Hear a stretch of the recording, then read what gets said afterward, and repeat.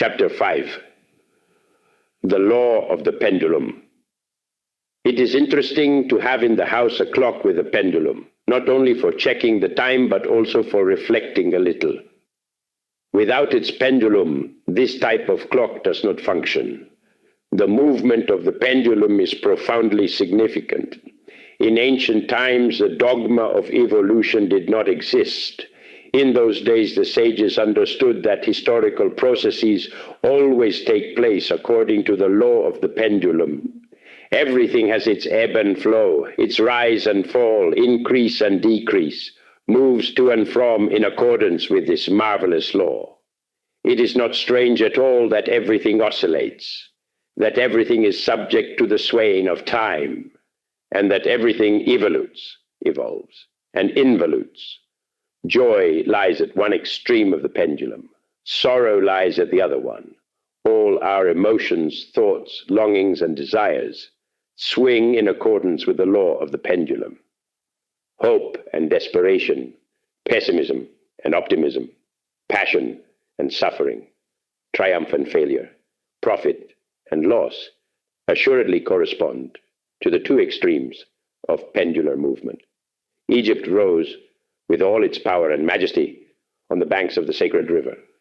But when the pendulum went to the other side, when it rose by the opposite end, the country of the pharaohs fell, and Jerusalem rose, the city beloved by prophets.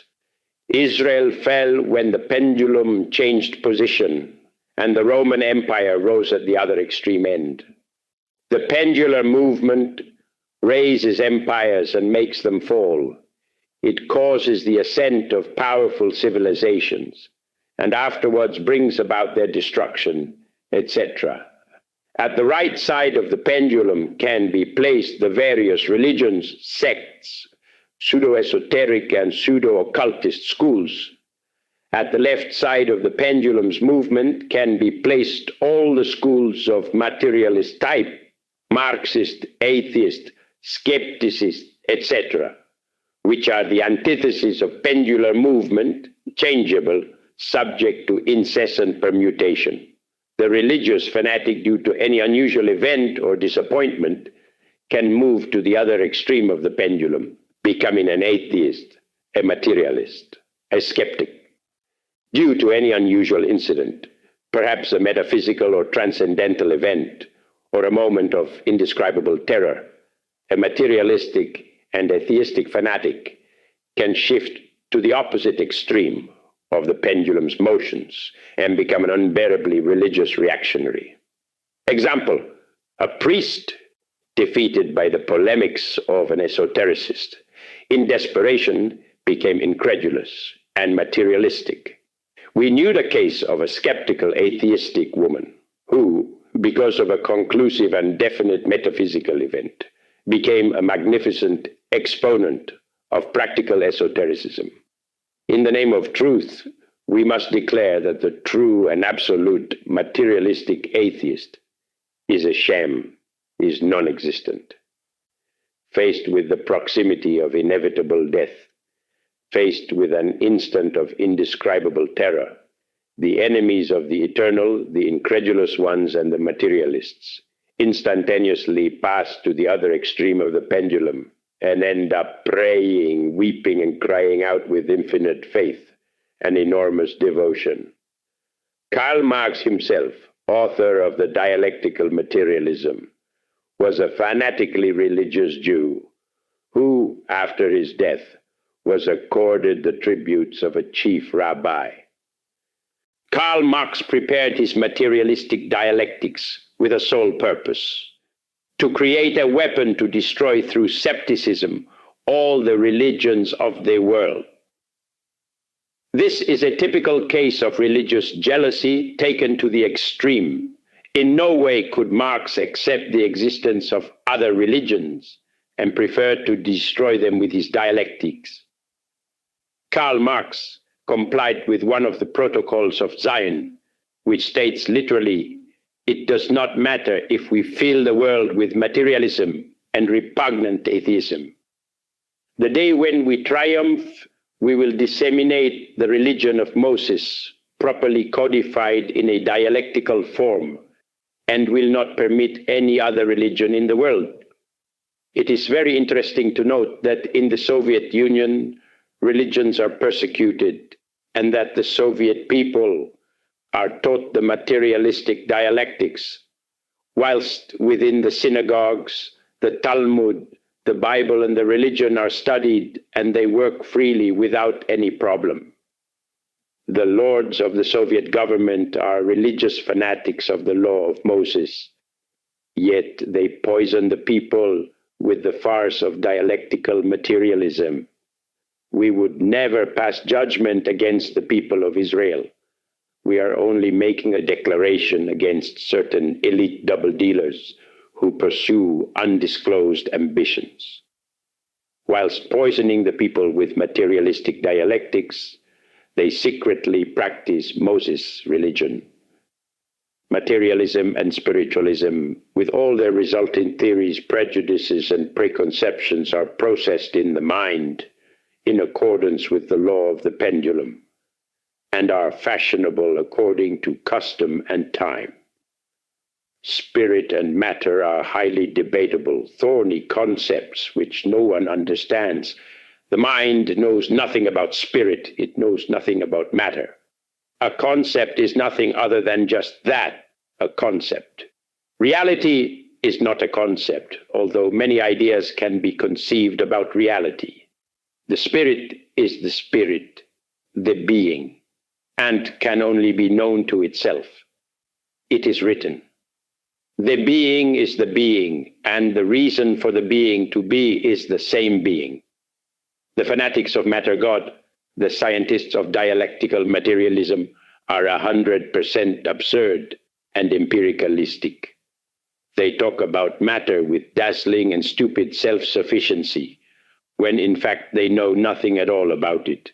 What is matter? Which of those dumb scientists know? This so much hackneyed matter also is a very prickly and highly disputable concept. What is matter? Is it cotton, iron, flesh, starch, stone, copper, a cloud, or what? Saying that all is matter would be as empirical and absurd as asserting that the whole human organism is a liver or a heart or a kidney. Obviously, one thing is one thing, and another thing is another thing. Each organ is different, and each substance is distinct. Then, which of all these substances can be the matter they so much talk about? Many people play with the pendulum's concepts. However, concepts are not in fact reality. The mind knows only illusory forms of nature, but it knows nothing of the truth contained within such forms. Theories go out of fashion with time and the passing of years, and we find that what we learned at school is useful for nothing afterwards. In conclusion, nobody knows anything. Concepts of the extreme right or the extreme left of the pendulum go out of date like women's fashion. All those concepts are processes of the mind, things that take place on the surface of the understanding, nonsense, vanities of the intellect. To any psychology discipline, another discipline is opposed. Any logically structured psychological process is opposed by another one similar to it. And at the end of the day, what? The truth is what interests us. But this is not a question of the pendulum. It cannot be found amongst the swings of theories and beliefs. Truth is the unknown from instant to instant, from moment to moment. Truth is found at the center of the pendulum, not at the extreme right and not at the extreme left either. When Jesus was asked, "What is the truth?" he kept a profound silence. And when the Buddha was asked the same question, he turned his back and left. The truth is not a question of opinions, neither of theories nor of prejudices of the extreme right or the extreme left. The concept which the mind may build up about the truth is never the truth. The idea that the understanding may have about the truth is never the truth. The opinion we may hold regarding the truth, however respectable it be, is in no way the truth. Neither spiritual tendencies nor their materialist opponents can ever lead us to the truth. Truth is something that must be directly experienced, just as when we stick a finger into fire and it burns, or when we take in water and choke. The center of the pendulum is within ourselves, and it is there where we must directly discover and experience the real, the truth. We need to directly auto-explore ourselves in order to auto-discover and profoundly know ourselves. The experience of the truth only comes when we have eliminated the undesirable elements, which as a whole constitute the myself. Truth comes only by eliminating error, only by disintegrating the self, my mistakes, my prejudices and fears, my passions and desires, beliefs and fornications, all types of intellectual obstinacy and of self-sufficiency, does the experience of the real come to us. The truth has nothing to do with what has or has not been said, nor with what has or has not been written. It only comes to us when the myself has died. The mind cannot seek the truth because it does not know it. The mind cannot recognize the truth because it has never known it.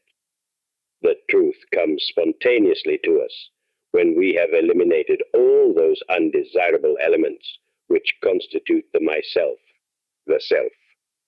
As long as the consciousness remains bottled in the self, it will be unable to experience that which is real, that which lies beyond the body, affections, and the mind, that which is the truth. When the myself is reduced to cosmic dust, the consciousness is liberated. It finally wakes up and directly experiences the truth. The great Kabir Jesus rightly said, "Know the truth, and it will make you free." What use is there for us in knowing 50,000 theories if we have never experienced the truth? Anyone's intellectual system is very respectable, but any system has its opponent, and neither one nor the other are the truth. It is better to auto-explore ourselves in order to auto-know ourselves and one day get to directly experience the real, the truth.